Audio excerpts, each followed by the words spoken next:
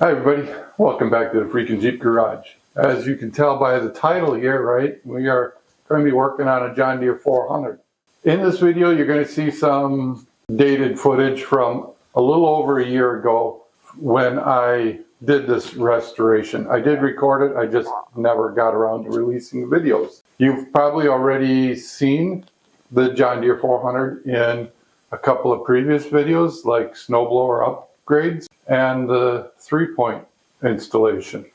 That's the tractor we are getting down to. That's what this restoration is on. The video was done in the old shop yet, and for reasons, that I just haven't had time. If you've been following the channel a little bit, you know why I'm finally getting around to it. I chose my 400 to do the video over, say I've got a couple of 300s, and I've got a 318, and I've got a 420, which are all very nice tractors. They are quite capable, and the reason I chose this was because I wanted to do one for myself that I'm going to use a lot. One that, and to be honest, the 400 is kind of a one-off tractor. I mean, it was the first of its series, the first of its size. And parts are very difficult to find for it. Attachments are pretty difficult to find. And yes, it's worth money, but it's not quite as, it doesn't have the value that a 318 or a 420 does. So I wanted to do one for myself. And that's what I chose. I have gone through a lot of searching for parts. In this video series, you'll see a bunch of parts repair and some parts replacement. We're going to tear the whole thing down, inspect parts, and just go through and be thorough about restoring this tractor. It's not a full-on like showroom restoration. It was just a very good overhaul. It's not, I didn't build a new tractor. I just made a bunch of repairs to make an old tractor the best that I could with what's available on a budget.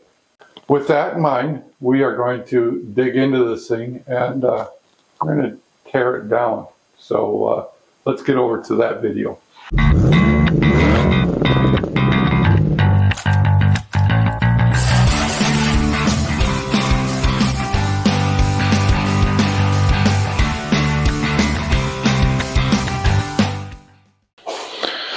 All right, welcome back. As you can see, we're in the shop again.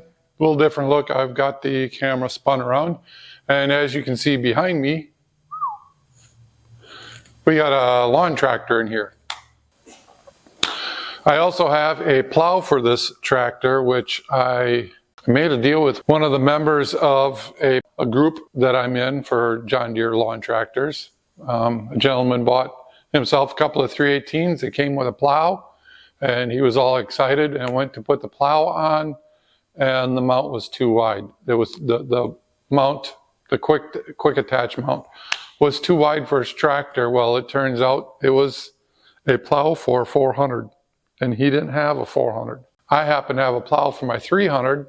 I'm planning on keeping this 400 for myself, so I made him a deal. I happened to be to drive through his neighborhood a couple weeks later.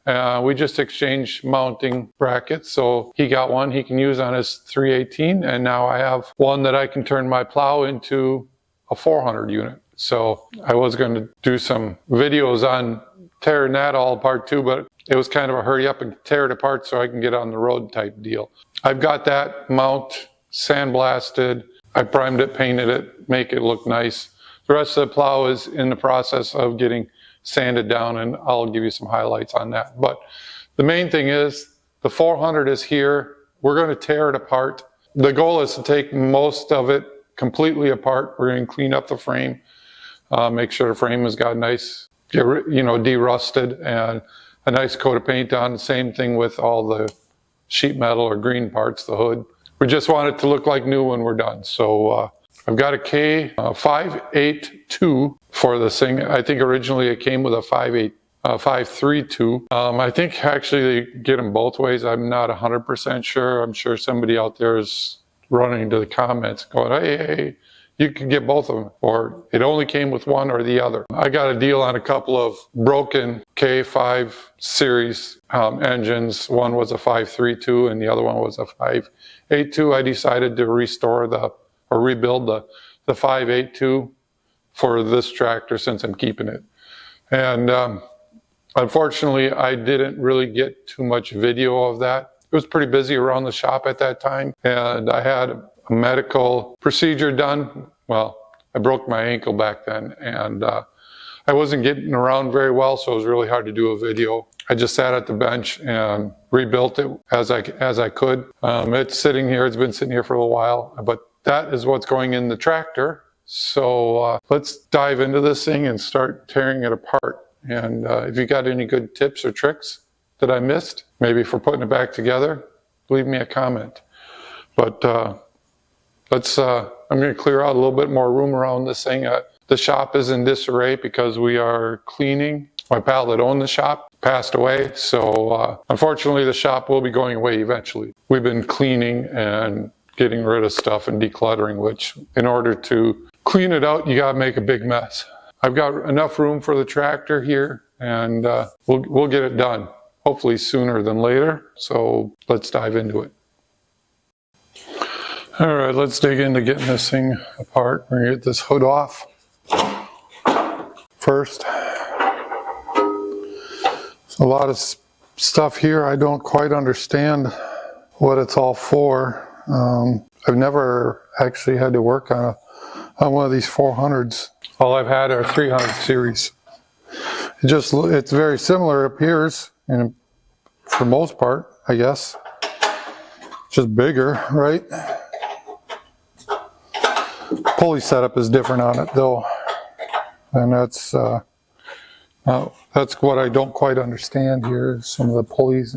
I think this one was previously restored, or somebody had done some work to it, repainted, and I bought it from an auction because I think the engine was bad in it, and they had taken it apart to put a new engine in it, and for whatever reason it never got finished, and it ended up in the auction. And then of course I won the bid on it, and when I went to go get it from the auction, it was missing the engine. The engine and the pictures had been right next to it on a cart, and when I got there, the engine was gone.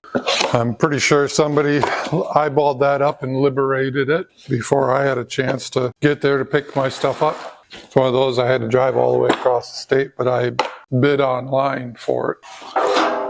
Let's get the sander out. We're going to sand these tins down. Gonna have to get the pressure washer out, wash them first. Get all this dirt off. I set my wrench down. I don't know what I did with it. How's that? Oh. Finding a baggie full of bolts here. I don't know what they're from. I don't know if they're for this thing, but I'll add it to the box. A lot of these older tractors, people have taken them apart so many times and lost bolts, and they get transplanted with new bolts, and sometimes they're not the right ones, they're not the originals. I don't have the originals either, so it's going to get put together with whatever bolts I come up with. I may use some, I may just get like grade 8 bolts or something that look nice.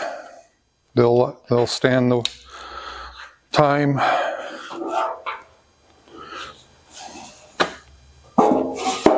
I mean, this machine is already 45 years old, I would suppose. I don't know. I guess I'd have to look at the serial number here. See what it says. 0975. We looked this up. Well, that serial number doesn't match up with what they have online here. Unless it's it's only got 4 numbers, 0975. I don't know what that serial number means, but it doesn't match what I see online. So I have no idea what year it is. Maybe you guys can tell me. This here must be the mechanism for to engage. I'm learning. Like I said, I don't have any experience with any of these. But we'll take it apart and see what makes it tick. I'm sure I'm missing a few parts on this. Pretty sure there's supposed to be a big tin plate that goes in here. Oh, that's on the engine. I guess what I need is my mechanic chair that I had with wheels on that disappeared here. There's a throttle cable. We'll pull that apart and grease it good. This must be the oil cooler, the hydraulic oil cooler. Drive shaft is in here, air cleaner. Look at that, we got carburetor and intake.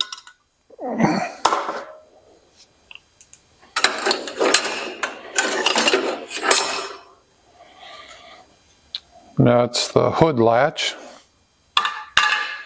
Got all kinds of parts we can sandblast. This must be the belt guard. It goes on the front of the engine. Homemade battery tie down. Pretty sure this is supposed to have a cable of some sort on it. That appears to be missing.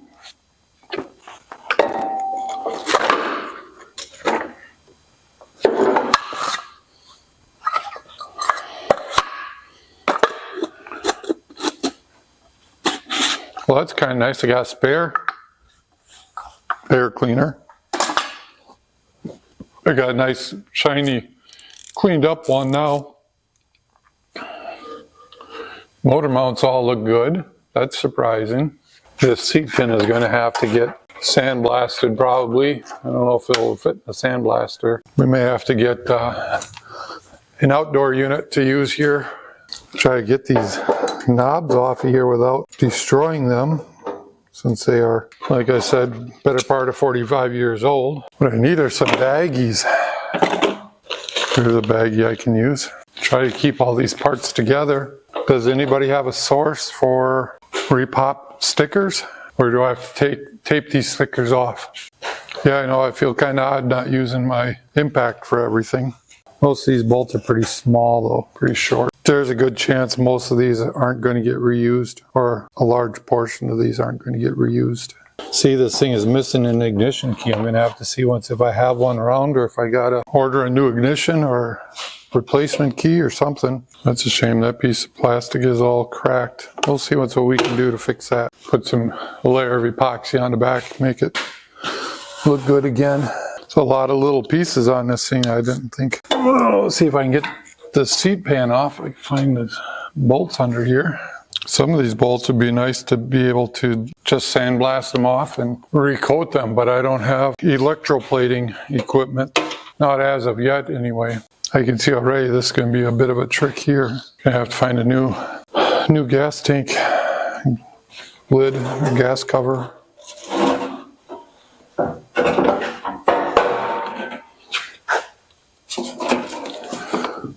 How about that? This one still has a seat switch hooked up. Thought that's the first thing everybody disconnects. Lights are disconnected.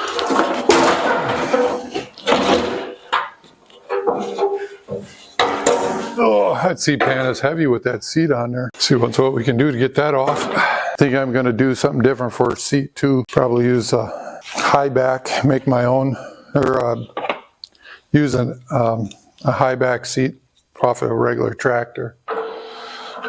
Just because I want something comfortable. This could turn out to be a trick, getting the seat off. Yep. Gonna break all the knobs off. That's right, I said I was gonna take off this hood and stuff.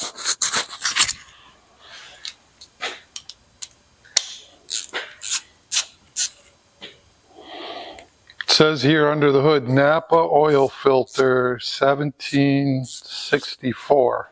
This hood is in actually really good condition, considering this tractor has 2,000 hours on it. I'm going to be spending days working in the sandblast booth over here, trying to get all these parts cleaned up to be painted. There's two reasons to paint. Well, a lot of this stuff I would much rather powder coat, but I don't have powder coat equipment either, and I don't know anybody that does powder coating. Here you go, get this hood off. You know, with a lot of these hoods and nose cones, I usually broke off of them because they're fiberglass, and the fiberglass separates. This one's in really good shape. Oh, it's a long hood. Even the lens on it looks pretty good. Not a lot of cracking on it. You know, I might have a new one. See if we can grab some standard sockets here. We can use the impact to get some of this stuff off. Probably should take a few pictures too here so we can see how stuff was when I took it apart. I don't know about you, but my memory isn't too super. Okay, back to, I guess I was working on this front end. I got carried away getting that seat pan off. It's amazing how small that fuel tank is for the size of the tractor. Okay, I'll take this grill off. Gonna have to get a tool here to straighten. Oh, I guess this one looks pretty good. Scratch that idea. I just need a grill emblem for this thing. These are a little more heavy duty than what the 300 series is. I know I got a couple of 300s. I'm going to have to get the tool to get all the slats cleared out or straightened out, reshaped. Got a whole bunch of parts we can sandblast already.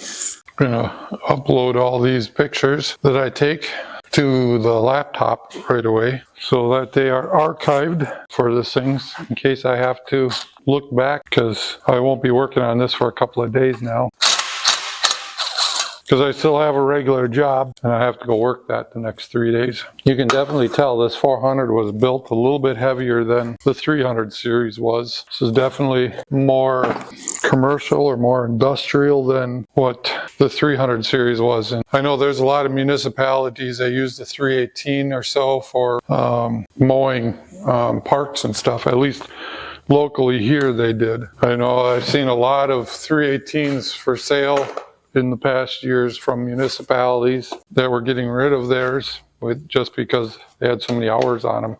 A lot of times you could find those quite often you found those with a cab and a snowblower attachment along with them. I'm trying to get this battery box out so that it can also go in to get ready to be sandblasted right away. You can see already I'm going to need quite an assortment of bolts. The hardware store is definitely going to like me. Okay, I'm as you can see, I'm in different clothes, a little heavier clothes, yeah. The sweatshirts have to come out. It's getting colder outside, which means I really need to get working on this 400 so I can get the snowblower attachment put on, get it running. I'm kind of jumping around too. I've got the plow here. I've had it taken apart since actually before I got the tractor here. And like I said earlier in the video, I got a different mount for it. So I've been trying to kind of jump around, keep moving on everything, kind of painting stuff when I can and whatnot. But this bracket here, this is what the plow attaches to, the swivel part. The pin that goes through here was wallowed out pretty bad. And I kind of brainstormed around for a little while, come up with some sort of idea. And I'm taking a hardened, a grade 8 nut, and I kind of just ground it down so it's round. And I'll drill the center out at that once I got welded in. But I took just a step bit, and as you can see, I drilled the hole out bigger. It's centered. It's just enough so I can get this set in there. I'm going to grab the welder, and we're going to burn this in here. So it'll give me a... It's bushing the hole out, making the hole round again instead of egg-shaped, and I'm hoping with it being grade 8, a little harder, it should last a bit longer as a pivot point. Shouldn't wallow out as bad. So let's go dig the welder out and do a little more welding. There we go, I've got it all set up here.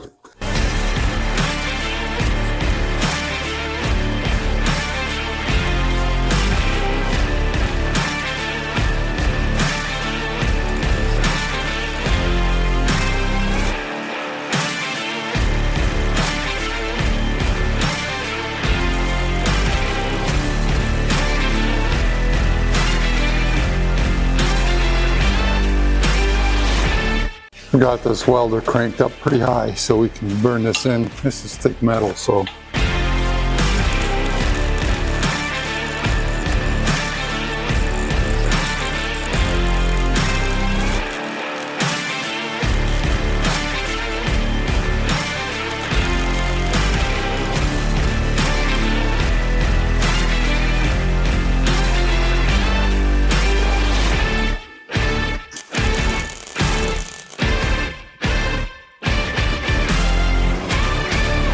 I know what you're thinking. There's a bracket that goes on there. For those of you that know how these plows go together, I have hydraulic turn on it, and in order to hook the hydraulic ram up on it, there's actually a bracket that goes on top of here. I just got done shooting some paint on it. Yeah, it's kind of dry. This bracket has to go on here like this, and now it don't fit right. So I'm going to cut the top of that off. I'll probably oval this hole out on this a little bit so that it will fit over that, and it should be just right to center that, give a good pivot point. We'll take a grinder, we'll grind it a little bit smooth, we'll hog this out a little bit, make it sit on there nicely, and yeah, it'll be like brand new, probably better than factory when we're done. Okay, I just grabbed a wire or a grinding wheel, a die grinder wheel, and I cleaned that all up. I took the other bracket off here that was off of here, and I went and drilled that out so it fits over this bushing, and I went and dug through the toolbox and found the right drill bit, and now I can drop the new grade 8 bolt through there. So I think we're on the right track. It's so tight going through the hole there, hard to pull out, but a little bit of grease on that when we're all done, that'll be perfect.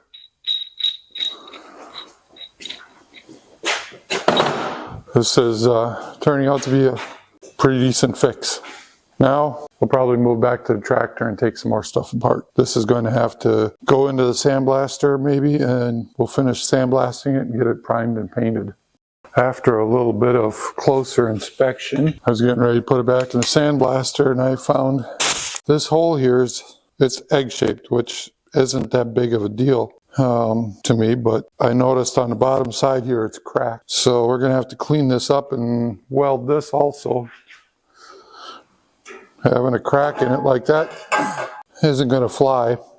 I mean, it's probably been cracked for a while, and probably it would be fine, but I want to fix it right. So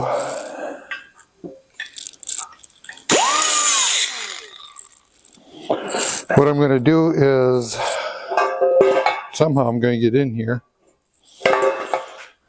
I'm going to grind this smooth, and then I'm going to cut the crack, put a cut in the crack with my cutting wheel here, and then we'll weld it. That way I can get a good penetration on it.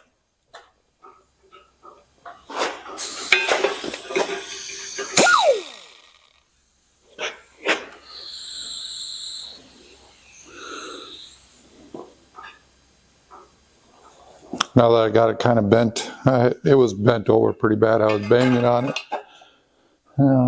Oh yeah, now I can see the crack.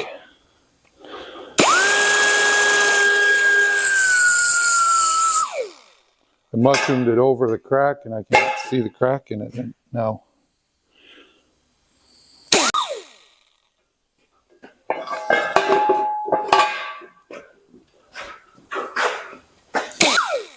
And with putting this cut in here, maybe I can close up this oblong hole a little bit.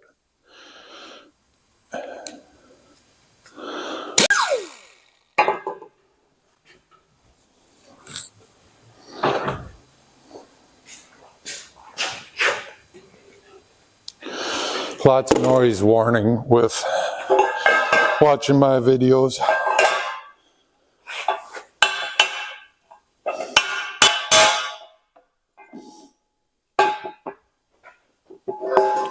Oh, that closed up quite a bit already. Let's see once.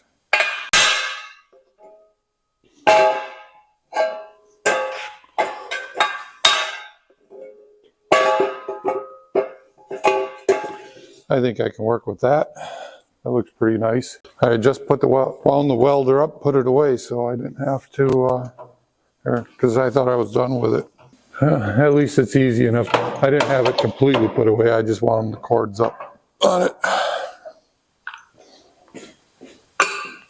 I still have it set really hot, so it'll burn in there pretty good, I think.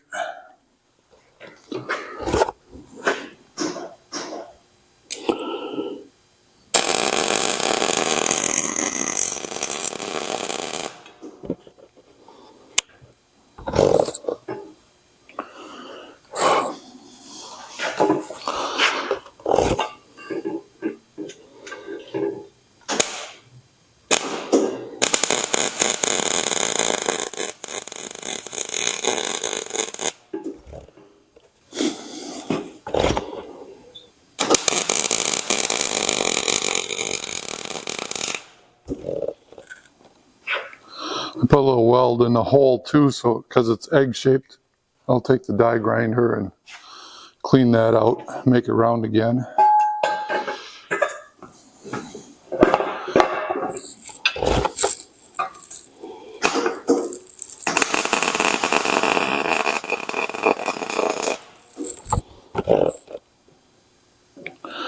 All right, there we go. Got that gap closed up. That weld should hold pretty good in there. Yes, I'm using a wire feed. I'm sure you probably could do it with a stick if that's all you got. Wire feed welders, even cheap ones now at Harbor Freight, are so affordable that there's not too many driveway mechanics out there that don't have one or have access to one. It seems a little bit more spoiled here because I basically got a full shop here of, well, auto repair tools, but a lot of auto repair tools are useful for metal fabrication too. Okay, went and got grinder. What do I do with my safety glasses? I use my safety squints quite often, but today I got safety glasses, so I might as well use them.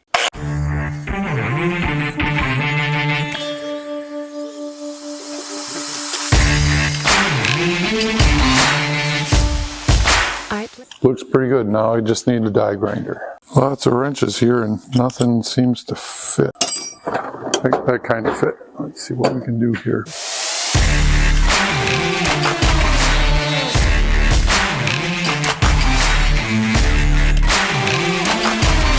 There we go. I think that will work. See if I can find a bolt here that's supposed to go in there. I think this one is it. Oh yeah, that fits perfect. I'm calling that one a win also. Now we can get it in the sandblaster, finish cleaning it up, and we'll get it primed and painted. So with that going to the sandblaster, along with a bunch of other parts to get prepped and then painted in the background here off camera, we are going to probably take a break here and pick this up next week for some more dismantling and some more repairs for sure. I know I did a lot of backyard repairs, we'll call backyard rebuilding on some of this stuff. A lot of stuff was new, but tune in and see what we do. Did you know that a large portion of the viewers of this channel haven't subscribed yet? So with that in mind, take a moment and click the button down here and subscribe. Make sure the bell is highlighted so that you get a reminder when I post a video every Sunday. We will see you next week. Just remember to build it bigger, build it better, build it faster, but just build it. I'll see you in the next one. Bye.